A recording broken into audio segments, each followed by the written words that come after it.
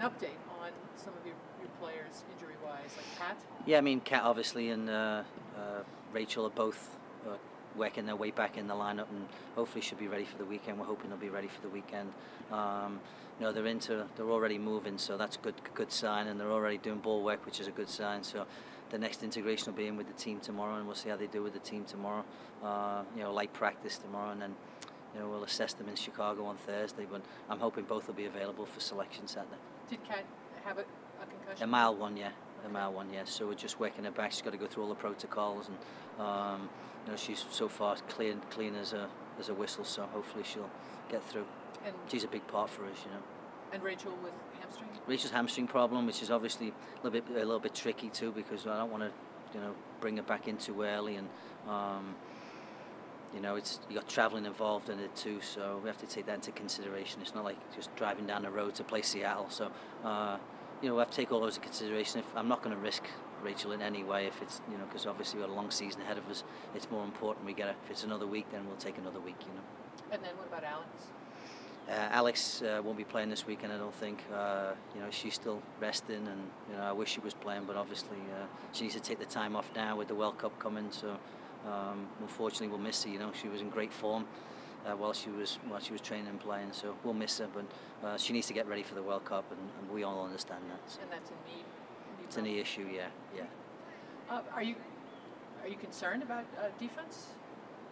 Well, you're concerned because the problem is, obviously, when you put a team together, we thought we would play with 4 in the back, so you bring in 4 central defenders, but when you're playing with 3 central defenders and then you get one injured, I mean, you only have 4, so now you're down to 3 for 3 spots, so it just leaves us a little bit light in that area, really because of the change in formation, I think, more so than anything.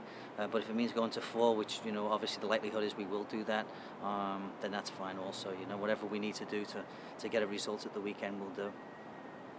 Red Stars are coming off a big win against Seattle. Have you watched that? Yeah, I mean, Chicago's a tough team to play, especially on that postage stamp.